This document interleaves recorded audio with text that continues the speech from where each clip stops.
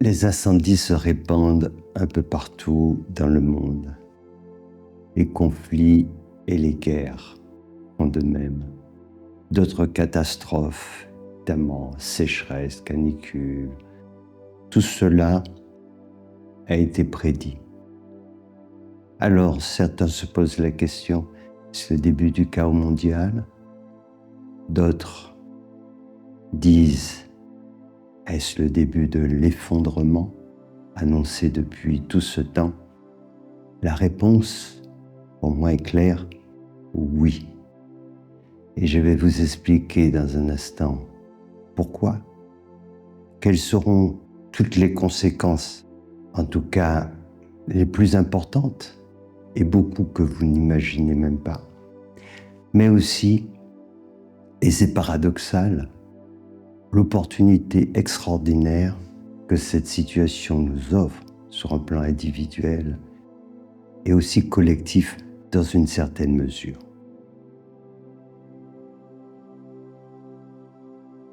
Est-ce l'effondrement en question? C'est une évidence.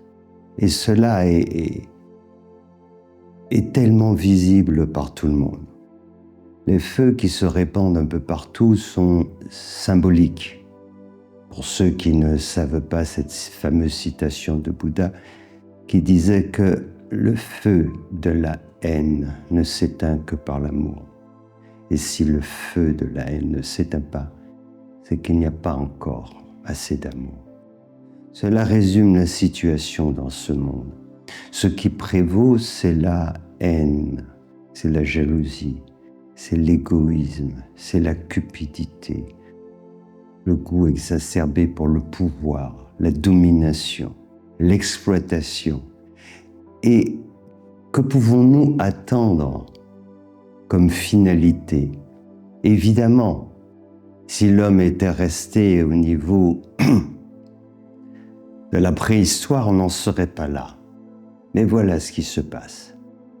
L'homme est doté de facultés intellectuelles qu'il utilise avant tout, essentiellement, pour le goût du pouvoir, l'argent, le toujours plus.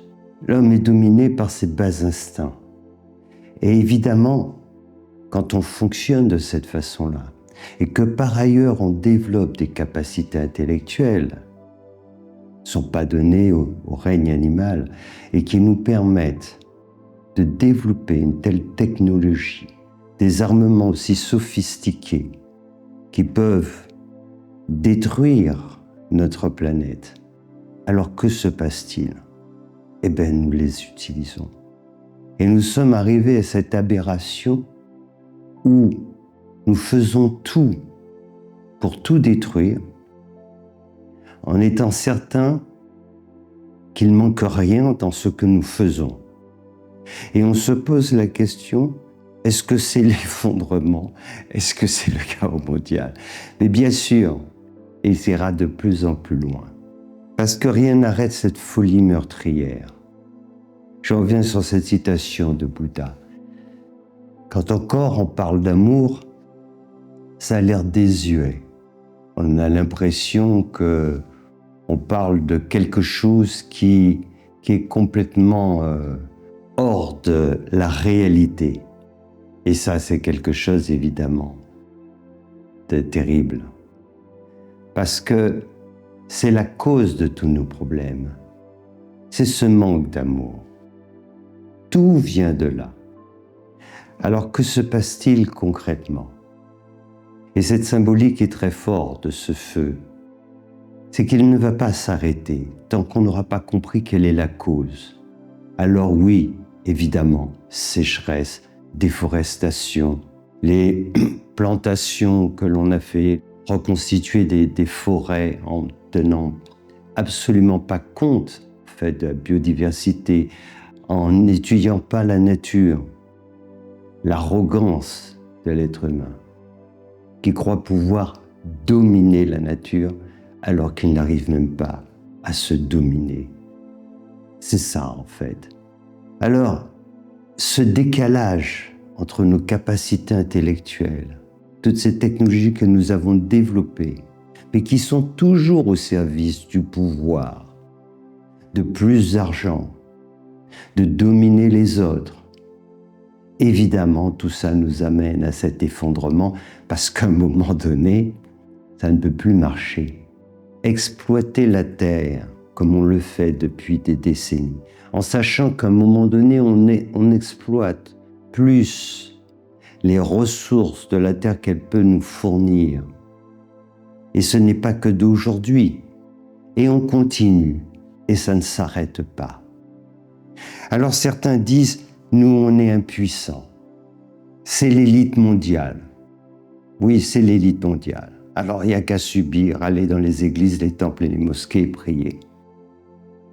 Mais si on étudie l'histoire, un tant soit peu, d'où elle vient cette élite mondiale? Elle vient du peuple. Ça s'est toujours passé ainsi. Parce que quand on a fait tomber une élite, d'autres ont pris le pouvoir. Les gens du peuple ont dit, maintenant le grand changement va arriver. Oui, sauf que ça ne s'est jamais produit comme ça. Si on pense simplement à notre histoire, en France, mais c'est le cas dans beaucoup de pays, que s'est-il passé en 1789? Le problème, c'était les aristocrates. Il fallait s'en débarrasser. La Grande Révolution, on a coupé des têtes, on a pendu les aristocrates, etc. Et c'était vive la liberté, on a décrété que la France était maintenant le pays des droits de l'homme. C'est magnifique. Ce n'était pas le droit des femmes, par contre. Parce que cette révolution ne s'est pas faite sans les femmes qui ont contribué énormément à cela, donné leur vie.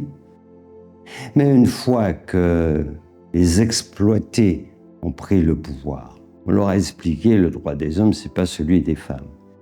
Et quand certaines ont insisté, comme fameuse femme extraordinaire, considérée comme la première féministe de Gourges, ben on l'a décapitée, tout simplement. Et puis ensuite, que s'est-il passé? Ceux qui étaient exploités avant, ils ont pris le pouvoir et a commencé maintenant l'invasion d'autres pays, l'esclavage, etc. Pensez que c'était mieux? Voilà la nouvelle élite. Et ça s'est fait dans X pays. Le problème, ce n'est pas un tel. Le problème, c'est en chaque être humain.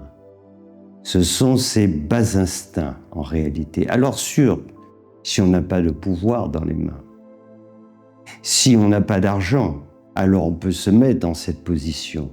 Mais donner du pouvoir et de l'argent à des gens très pauvres, et vous serez surpris. J'en ai une grande expérience.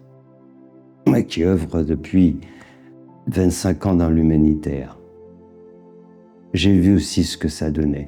Donc ça ne suffit pas. Il faut faire un travail considérable sur nos valeurs, réaliser que chez l'être humain, il existe le pire et le meilleur. Alors, avant de détailler cela, je vais finir par la partie la plus désagréable, mais il faut en parler. C'est que ce qui se produit n'est que le début. Évidemment, ça va entraîner énormément de conséquences, ce qui est en train de se faire. Réfugiés climatiques, etc. Alors ça commence à se faire dans les pays, même en France, et puis dans d'autres pays, mais à l'intérieur, mais ça va se faire partout dans le monde. Ça va être l'effondrement économique. Parce que, ce qu'il faut bien se rendre compte, c'est qu'il y a aussi tout cet aspect-là, notamment des gens qui ont de belles maisons, de grandes maisons, mais dans des endroits qui deviennent invivables. Que se passe-t-il? Quelle est la valeur de tout cela? Ça va être des bouleversements énormes. Et des gens vont chercher à aller dans des endroits où ils se sentiront mieux. Et là, ça va être évidemment des conflits où on va se replier, on ne voudra pas, enfin. Ce n'est que le début de ce chaos mondial. Et pour autant, d'un autre point de vue, c'est une bonne nouvelle. Il y en a marre. Il faut à un moment en arriver là Parce que s'il n'y a pas ce cataclysme, l'homme ne réagira pas. Quelques êtres humains prennent conscience, évidemment, et ça s'est fait depuis toujours. Ils s'éveillent, ils ont compris que les richesses matérielles de ce monde étaient un leurre. Ils ont compris tout cela, ils sont parvenus à autre chose. Mais ça reste une minorité, et cette minorité n'a pas le pouvoir. Le pouvoir est dans les mains, effectivement, de la majorité. C'est toujours pareil, parce que même si on parle d'une élite, qui va élire ces personnes? Et quand c'est pas eux, on change, et c'est d'autres qui arrivent, c'est la même chose. En réalité, il faut bien comprendre que nous avons tous notre responsabilité dans ce qui se passe. Tous notre responsabilité. Il y a beaucoup de gens qui se disent, nous, on est dans le camp des gens bien. Et puis, il y a les autres, voilà, on est les victimes. Mais du point de vue, par exemple, des animaux, eux, ils ne pensent pas pareil. Les milliards d'animaux qui sont abattus chaque année, qui sont élevés dans la souffrance, pour qu'on s'en nourrisse. Pensez qu'ils pensent qu'on est des gens bien? Si on leur posait la question, il y en a qui diraient, oui, il y a quelques personnes, celles qui ne nous mangent pas. Quelqu'un qu'on appelait Hitler, qui lui ne nous mangeait pas, nous on le trouvait très bien.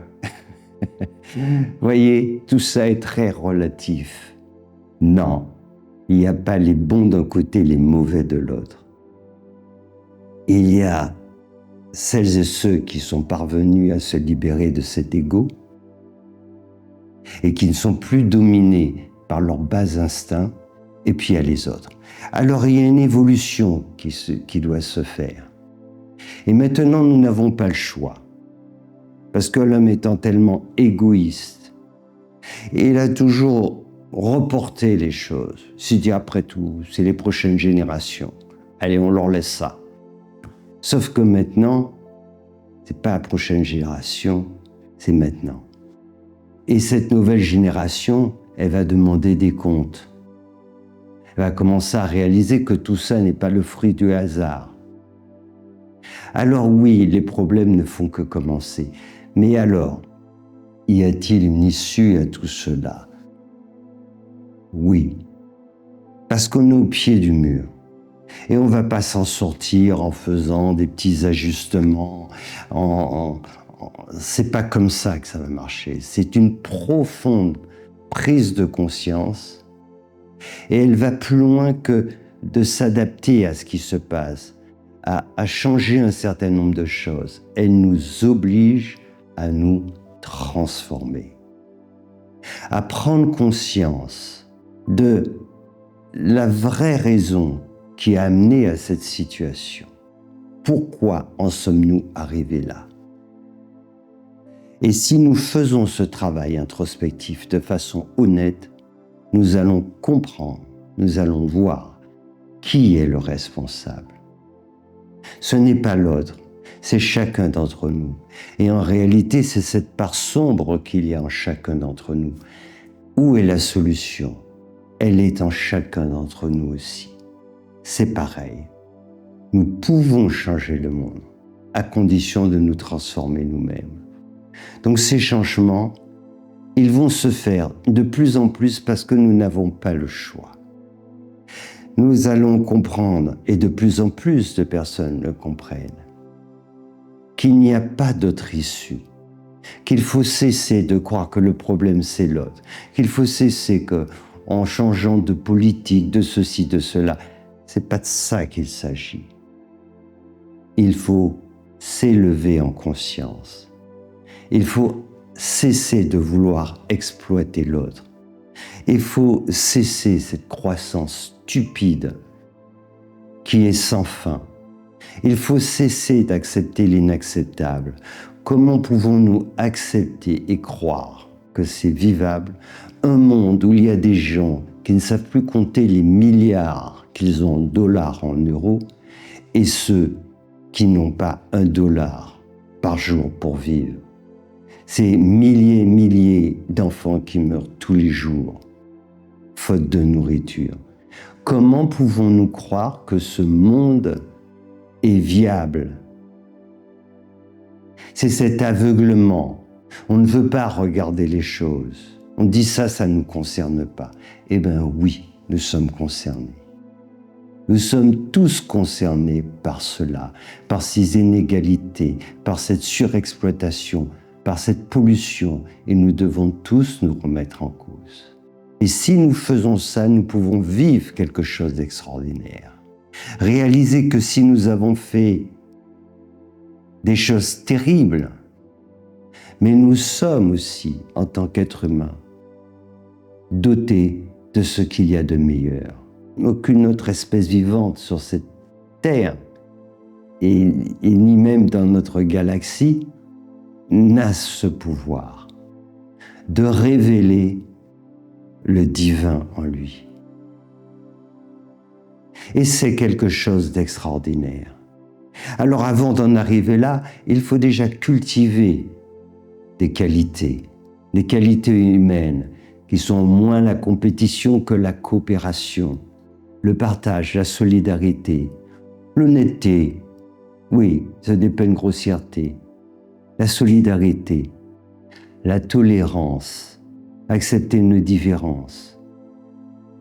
Cesser de croire que nous détenons la vérité. Mais pour revenir encore sur cette idée que le problème c'est les autres, mais cette détestation, elle se trouve partout. Elle se trouve dans la famille, entre mère et fille, entre père et fils, entre cousins, entre frères et sœurs. Partout on la retrouve. Et comment voulez-vous qu'elle ne se propage pas dans le monde? Et quand nous parlons d'amour, nous parlons de quelque chose qui n'a rien à voir avec l'amour. Nous parlons de quelque chose qui est tourné vers nous. J'aime telle chose, j'aime telle personne, mais quand cette personne ne me donne plus ce que j'attends d'elle, je l'aime plus, voire je la déteste. C'est ça l'amour. Nous sommes complètement égarés, totalement. Alors cette situation a l'avantage de ne plus nous laisser le choix.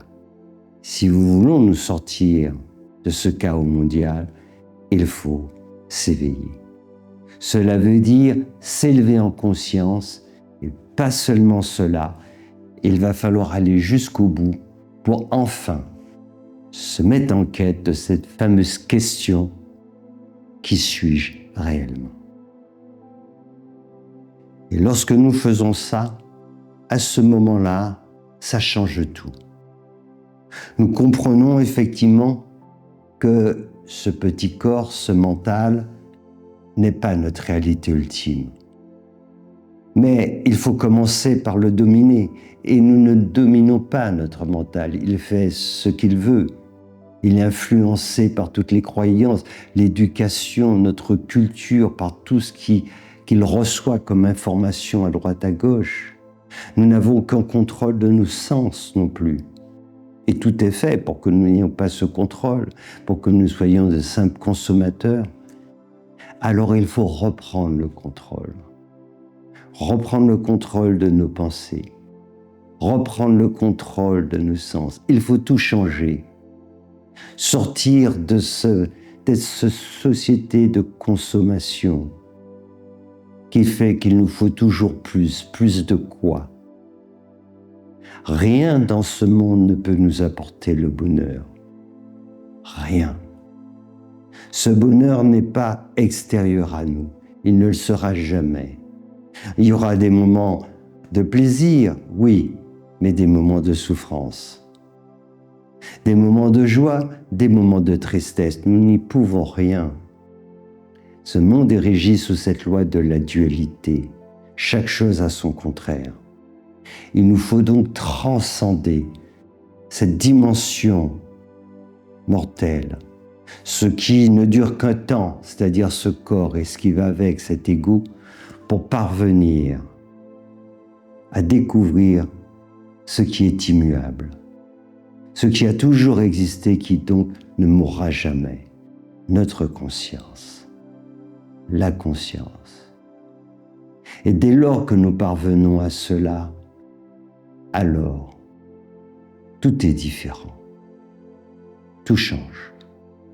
nous échappons à cette folie meurtrière. Nous ne participons plus à ce chaos mondial. Nous en sortons. Et qui plus est, nous pouvons aider d'autres à en sortir. Et en fait, nous vivons paradoxalement une époque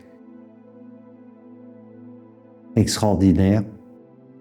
C'est que cette opportunité est donnée à un maximum de personnes qui, sur le plan de la maturité d'âme, ne sont pas prêts en réalité encore.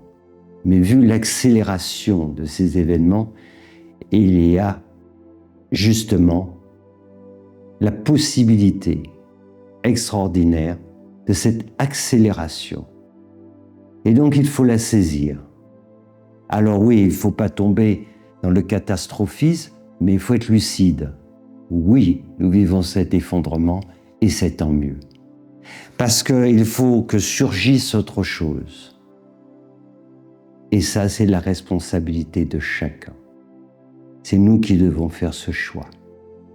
Nous voulons nous élever en conscience ou nous voulons considérer maintenant les autres, nos frères, nos sœurs, non plus comme des ennemis, mais comme véritablement nos frères et nos sœurs. Alors ça change tout. Dans ce cas-là, nous voulons le bien de tous les êtres. Nous ne cherchons pas à les exploiter.